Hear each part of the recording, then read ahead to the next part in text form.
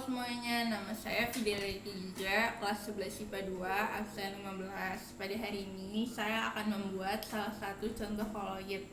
Nah, koloid yang akan saya buat adalah susu. Yang pertama adalah, kita langsung aja yuk ke cara pembuatannya. Yang pertama adalah alat dan bahannya. Yang pertama adalah susu sasetan. Yang kedua ada sendok. Yang ketiga ada gelas. Yang keempat adalah air panas yang dipanaskan di panci yang sedang dipanaskan.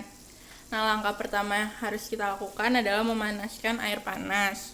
Kita harus tunggu sampai air panasnya ini mendidih sehingga dapat kita gunakan. Nah, sambil nunggu saya akan menjelaskan tentang apa itu koloid.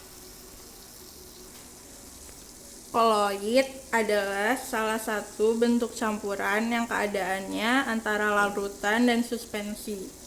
Larutan memiliki sifat homogen dan stabil, sedangkan suspensi memiliki sifat heterogen dan labil. Sedangkan koloid sendiri memiliki sifat heterogen dan stabil. Koloid merupakan sistem heterogen di mana suatu zat didispersikan ke dalam suatu zat atau suatu media yang homogen. Ukuran zat yang didispersikan ini dari 1 nanometer sampai 1 mikrometer. Jika kita campurkan susu dengan air, ternyata susu larut tetapi larutan itu tidak bening melainkan keruh. Jika didiamkan, campuran itu juga tidak memisah dan juga tidak dapat dipisahkan dengan penyaringan biasa.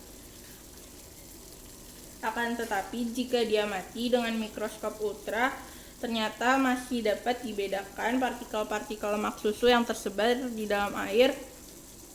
Nah, campuran ini yang disebut dengan koloid. Nah, karena airnya sudah mendidih, sekarang kita matikan airnya. Airnya kita angkat dan kita taruh di tempat yang tidak panas supaya airnya dapat dingin. Nah, yang pertama kita lakukan selanjutnya adalah membuka susu sasetannya.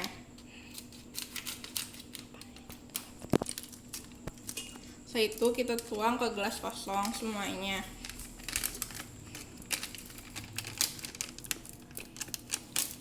Cukup. Setelah itu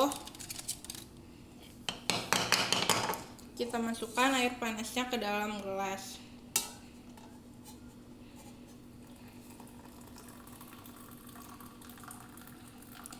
Namun air panas yang kita masukkan jangan banyak-banyak.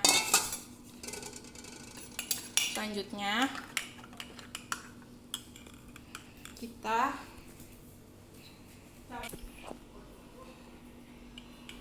kita campur lagi air panas yang ada di gelas dengan air dingin.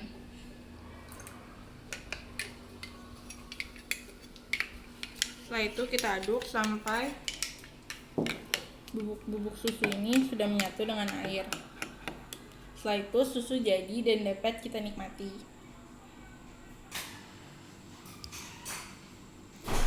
Nah, jadi sebelum itu kita akan berbicara tentang jenis-jenis koloid. Berdasarkan fase terdispersinya, sistem koloid itu dapat dikelompokkan menjadi 3, yaitu sol, fase terdispersi padat, emulsi, fase terdispersi cair, dan buih, yaitu fase terdispersi gas. Nah, susu yang telah kita buat ini merupakan emulsi cair karena zat fase cair terdispersi dalam zat fase cair. Artinya, zat terdispersi berfase cair dan zat pendispersi berfase cair. Susu termasuk koloid karena secara makroskopis bersifat homogen tetapi heterogen jika diamati dengan mikroskop ultra. Nah, susu memiliki komposisi yang berkisar pada 87,7% air, 4,9% laktosa atau karbohidrat, 3,4% lemak, 3,3% protein, dan 0,7% mineral. Keberadaan campuran partikel laktosa, lemak, dan protein yang terdispersi secara merata dalam air ini akan menyebabkan kelakuan sifat materi yang tergolong sebagai koloid. Ukuran partikel tersebut berkisar antara 5 sampai 200 nanometer. Secara fisik, apabila disorot dengan suatu sinar, maka akan terjadi reflektansi dan pantulan karena keberadaan partikel-partikel koloid ini. Sifat susu bersesuaian dengan sifat-sifat koloid seperti memberikan gejala efek tindal ketika disinari, dapat menggumpal bila telah basi atau berubah jadi asam. Nah, tadi kan disinggung tentang efek tindal. Nah, efek tindal itu apa? Efek tindal adalah cara yang paling mudah untuk membedakan suatu campuran merupakan larutan, koloid, atau suspensi. Jika seberkas cahaya dilewatkan melalui suatu sistem koloid, maka berkas cahaya tersebut kelihatan dengan jelas. Hal itu disebabkan penghamburan cahaya oleh partikel-partikel koloid. Gejala seperti itulah yang disebut efek tindal koloid. Hal ini terjadi pada susu, karena susu akan menghamburkan cahaya bila disinari.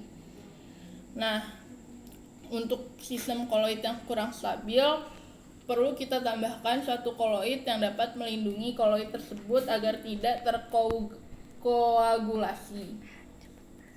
Koloid pelindung ini akan membungkus atau membentuk lapisan di sekeliling partikel koloid yang dilindungi. Nah,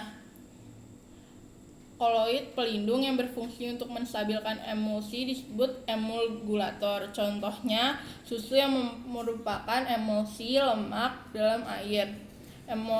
Emulgatornya adalah kasein. Jadi kasein dalam susu merupakan suatu bentuk koloid pelindung.